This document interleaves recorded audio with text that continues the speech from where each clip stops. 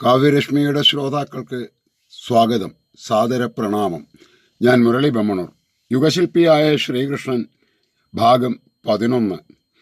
കൂടെ വന്നിരുന്ന മുനിമാരുമൊത്ത് ദേവർഷി ദ്വാരകയിലേക്ക് തിരിച്ചതിനു ശേഷം പാണ്ഡവപഞ്ചകം ധൗമ്യവ്യാസാദി ഗുരുശ്രേഷ്ഠന്മാരും മന്ത്രിപ്രവരന്മാരും സൈനിക മേധാവികളും രാജപ്രമുഖരും അടങ്ങുന്ന സഭയിൽ രാജസൂയയാഗം ചെയ്യുന്നതിനെപ്പറ്റി ചർച്ച ആരംഭിച്ചു. ഏവരുടെയും പ്രീതി കൈക്കൊണ്ടുവേണം യജ്ഞം നടത്താനെന്ന് യുധിഷ്ഠിരൻ അനുജന്മാരെ ആദ്യമേ ഓർമ്മിപ്പിച്ചു. ചർച്ചയുടെ അവസാനം എന്താണ് സഭാവാസികൾ പറഞ്ഞത് എന്ന് വൈശമ്പായന മുനി ഇങ്ങനെ വിവരിക്കുന്നു. രാജസൂയത്തിനു കാലമായെന്നോർപ്പു സുഹൃജ്ജനം, ആ രാജസൂയത്തിൻ കാലം സ്വാധീനം ക്ഷാത്രശക്തിയാൽ, ഒടുക്കമഭിഷേകത്താൽ സർവജിത്തെന്നു പേരുമാം, പോരും ഭവാൻ മഹാബാഹോ പാട്ടിൽ നിൽപ്പുണ്ടു ഞങ്ങളും. വൈകാതെ നീ മഹാരാജ രാജസൂയം നടത്തുമേ, നിശങ്കം രാജസൂയത്തെ നിനച്ചാലും നരാധിപ എന്നു വെവ്വേറെയും പിന്നെ ചേർന്നും ചൊല്ലി സുഹൃജ്ജനം. ധർമ്മ്യം ദൃഷ്ടം ശ്രേഷ്ഠമിഷ്ടമവർ ചൊല്ലിയൊരാമൊഴി കേട്ടു കൈക്കൊണ്ടു ഹൃദയം കൊണ്ടു പാണ്ഡുസുതൻ മഹാൻ. സുഹൃജ്ജനോക്തി കെട്ടിട്ടും സ്വയോഗ്യം താനറിഞ്ഞുമേ, വീണ്ടും വീണ്ടും മനം വെച്ചു രാജസൂയത്തിനാ നൃപൻ. സോദരന്മാരോടുമാ ഋത്തുക്കുകളോടും സമം, മന്ത്രിമാരോടുമൊന്നിച്ചു ധർമ്മരാജൻ യുധിഷ്ഠിരൻ. ധൗമ്യവ്യാസാദ്യരോടുമായി മന്ത്രിച്ചു മന്ത്രവിത്തമൻ. ഏവരുമായി ചേർന്ന് ആലോചന നടത്തിയപ്പോൾ ഭ്രാതാക്കളും ആചാര്യന്മാരും മന്ത്രിമാരും സേനാനായകരും പണ്ഡിതശ്രേഷ്ഠന്മാരും എല്ലാം രാജസൂയം നടത്തണമെന്നതിനോട് യോജിച്ചു. അനന്തരം എല്ലാവരുടെയും അഭിപ്രായങ്ങൾ അറിഞ്ഞെങ്കിലും നാരദ നിർദ്ദേശാനുസരണം കാര്യങ്ങളൊക്കെ ചർച്ച ചെയ്തുവെങ്കിലും തീരുമാനമെടുക്കാൻ ഒരാളോടുകൂടി ആലോചിച്ചേ മതിയാകൂ എന്ന് പാണ്ഡവപഞ്ചകം തീരുമാനിച്ചു. അത് സർവലോകത്തിനും മുഖ്യനാണ് എന്ന് യുധിഷ്ഠിരനാൽ കരുതപ്പെട്ടവനും പാണ്ഡവബന്ധുവുമായ കൃഷ്ണനോട് തന്നെ. എല്ലാം അറിയുന്നവനെന്ന ധർമാത്മാക്കളായ പാണ്ഡവർ കരുതുന്ന യാദവശ്രേഷ്ഠന് ഉടൻ തന്നെ ദൂതനെ അയച്ചു. അളിയനായ പാർത്ഥന്റെയും സഹോദരന്മാരുടെയും ദൂതൻ ദ്വാരകയിൽ ചെന്ന് വിവരം ധരിപ്പിച്ചതിൻപടി ഏറെ താമസിയാതെ തന്നെ കൃഷ്ണൻ ഇന്ദ്രപ്രസ്ഥത്തിലേക്ക് തിരിച്ചു. നാടനേകം കടന്നിട്ടങ്ങോടും തേരാൽ ജവത്തൊടും, ഇന്ദ്രപ്രസ്ഥം പുക്കു പാണ്ഡുപുത്രരെ കണ്ടു മാധവൻ. ദേവർഷി നാരദൻ വന്ന് പിതാവായ പാണ്ഡു പറഞ്ഞ രാജസൂയ യാഗനിർദ്ദേശത്തെ കൃഷ്ണൻ മുന്നേ അവതരിപ്പിച്ചു. യുധിഷ്ഠിരൻ: കൃഷ്ണ, അങ്ങയുടെ അഭിപ്രായം എന്തോ അതാണ് എൻ്റെയും അഭിപ്രായം. സഭയിൽ ഞാൻ ഏവരോടുമായി ഇക്കാര്യത്തെ അവതരിപ്പിച്ചു. സജ്ജന സുഹൃദ്വൃന്ദം രാജസൂയമഹം ചെയ്യണമെന്ന് പറഞ്ഞുവെങ്കിലും അതിൻ്റെ ഗുണഗണങ്ങൾ അറിഞ്ഞവർ സ്വാർത്ഥം നോക്കി പറഞ്ഞതുമാവാം. എന്നാൽ അതിൻ്റെ എല്ലാ വശങ്ങളും ചിന്തിച്ചു പറഞ്ഞു തരുവാൻ അങ്ങല്ലാതെ ഞങ്ങൾക്ക് മറ്റൊരാളില്ല. മറ്റുള്ളവർ പറഞ്ഞതെല്ലാം ആത്മഹിതം നോക്കിയും സ്വാർത്ഥം നോക്കിയും രാജഭക്തി മൂലവും പറഞ്ഞതായിരിക്കാം. എന്നാൽ കൃഷ്ണ, അങ്ങയുടെ വാക്കുകൾ കേട്ടാലേ അതിന് ഒരു തീർച്ച കൽപ്പിക്കാൻ എനിക്കാവുകയുള്ളൂ.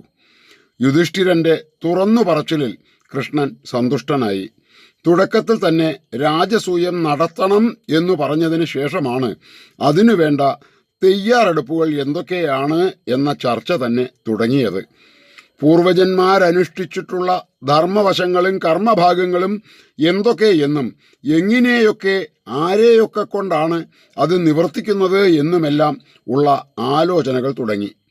അപ്പോൾ വ്യാസൻ പറഞ്ഞു: സർവഗുണൈ മഹാരാജ രാജസൂയം ത്വം അർഹസി. മഹാഭാരതത്തിൽ വ്യാസന്റെ വാക്കുകൾ ഇങ്ങനെയാണ്. പരിഭാഷയിൽ തമ്പുരാൻ പറഞ്ഞിരിക്കുന്നു: രാജസൂയത്തിനർഹന്നീ മഹാരാജഗുണങ്ങളാൽ എന്ന്. രാജസൂയ യജ്ഞം നടത്താൻ ഭവാൻ യോഗ്യനാണ്. അതിനാദ്യം ചെയ്യേണ്ടത് ഭാരതവർഷത്തിലെ എല്ലാ രാജാക്കന്മാരെയും ആദരിച്ചു വഴിപ്പെടുത്തിയോ യുദ്ധം ചെയ്ത് കീഴ്പ്പെടുത്തിയോ സൗഹൃദത്താൽ സംയോജിപ്പിച്ചോ കപ്പം വാങ്ങണം. മറ്റു രാജ്യങ്ങളിലെ രാജാക്കന്മാരുമായി നിലവിൽ ഇന്ദ്രപ്രസ്ഥത്തിനുള്ള നയതന്ത്ര ബന്ധം എങ്ങനെയെല്ലാമാണെന്ന് ചിന്തിച്ചു. ബന്ധുക്കളായവർ എത്ര, സുഹൃത്തുക്കളായുള്ളവർ എത്ര, ശത്രുതാ മനോഭാവത്തോടെ കാണുന്നവരെത്ര, നിഷ്പക്ഷരായി നിലകൊള്ളുന്നവർ എത്ര എന്നിങ്ങനെയൊക്കെയുള്ള ആലോചനകൾ തകൃതിയായി നടന്നു. അപ്പോൾ കൃഷ്ണൻ പറഞ്ഞു, മഗധരാജാവായ ജരാസന്ധനെയും ചേതിപതിയായ ശിശുപാലനെയും ജയിക്കുക എന്നത് ദുഷ്കരമായ കാര്യമാണ്. മാത്രമല്ല അവർ രാജസൂയ മഖത്തെ എതിർക്കാനും സാധ്യത കൂടുതലാണ്. ഇന്നത്തെ ക്ഷത്രിയകുലത്തിൻ്റെ കൂടസ്ഥന്മാരായി അറിവുള്ളത് അയിളനും ഇക്ഷ്വാകുവുമാണല്ലോ. എല്ലാ രാജപരമ്പരയും ഒരാളോടല്ലെങ്കിൽ മറ്റൊരാളോട് ബന്ധപ്പെട്ടിരിക്കുന്നു. ഇവരുടെ രണ്ടുപേരുടെയും പരമ്പരയായി 100 കുലമെങ്കിലും കാണും. യയാതിയിൽ നിന്ന് ഭോജരാജ പരമ്പര വളർന്നു വർദ്ധിച്ചു. അവരുടെ ലക്ഷ്മിയെ എല്ലാ രാജാക്കന്മാരും സേവിക്കുകയും ചെയ്യുന്നു. ജരാസന്ധൻ ഇപ്പോൾ ആ കുലത്തിലെ എല്ലാ രാജാക്കന്മാരെയും മൃഗീയ ശക്തി കൊണ്ട് കീഴടക്കി ചൊൽപ്പടിക്ക് നിർത്തിയിരിക്കുന്നു. കാരുഷവക്രൻ, ഹംസൻ, ഡിംബകൻ, ദന്തവക്രൻ, മേഘവാഹനൻ, കരഭൻ എന്നിവരും യവനരാജാവായ ഭഗദത്തനും ആകൃതി പ്രൗഢകൻ എന്നിവരും ജരാസന്ധ പക്ഷത്താണ്. ജരാസന്ധൻ ഞങ്ങൾ വൃഷ്ണികളോട് ചെയ്ത അധർമ്മത്തിന് കണക്കില്ല. അങ്ങനെയുള്ള ജരാസന്ധനെ യുക്തിയും നയവും ഭദ്രമായ ശക്തിയും കൊണ്ട് വേണം കീഴ്പ്പെടുത്താനും ജയിക്കാനും. ചേതിയും മാഗധരും സൈനിക ശക്തിയിൽ മികച്ചവരാണ്. എത്ര കാലം വേണമെങ്കിലും പടവെട്ടാനുള്ള സൈനിക ധനസമ്പത്തുള്ളവരാണ് അവരിരുവരും. മാത്രമല്ല ആ 2 രാജ്യത്തെ ഭരണാധികാരികൾ ചാർച്ചയുള്ളവരും ചേർച്ചയുള്ളവരുമാണ്. ശ്രീകൃഷ്ണൻ തുടർന്നു പറഞ്ഞു, സാധുജനപ്രീതിയില്ലാത്തവരും ധർമ്മം വിട്ടു ചരിക്കുന്നവരും അഹങ്കാരികളുമായ ക്ഷത്രിയന്മാരെയെല്ലാം ജാമദാഗ്നിനാൽ കൊല ചെയ്യപ്പെട്ടു പണ്ട്. ശേഷിച്ച ക്ഷത്രിയരുടെ താവഴികളിൽ നിന്നും ജനിച്ചു വർദ്ധിച്ചുണ്ടായവരാണ് ധർമ്മജ ഇന്ന് കാണുന്ന ക്ഷത്രിയ പരമ്പര. ഇക്കാണായ ക്ഷത്രിയരിൽ ദുർമതം കൊണ്ടും അഹങ്കാരം കൊണ്ടും സജ്ജനങ്ങളെ ഉപദ്രവിക്കുകയും തൻ്റെ ആജ്ഞയ്ക്ക് വഴങ്ങാത്തവരെ കീഴടക്കി കൽത്തുറുങ്കിലടയ്ക്കുകയും ചെയ്യുന്ന സാമദ്രോഹിയാണ് ജരാസന്ധൻ. ഞങ്ങൾ മധുരാപുരി വിട്ട് ദ്വാരകയിൽ അഭയം പ്രാപിച്ചതു തന്നെ ജരാസന്ധൻ്റെ അധാർമികമായ ഉപദ്രവം സഹിക്കാൻ വയ്യാതെയാണ്. ആ ജരാസന്ധനെയും അവനെ ചുറ്റിപ്പറ്റി നിൽക്കുന്ന സാമന്തരെയും നയം കൊണ്ടു ജയിക്കണം.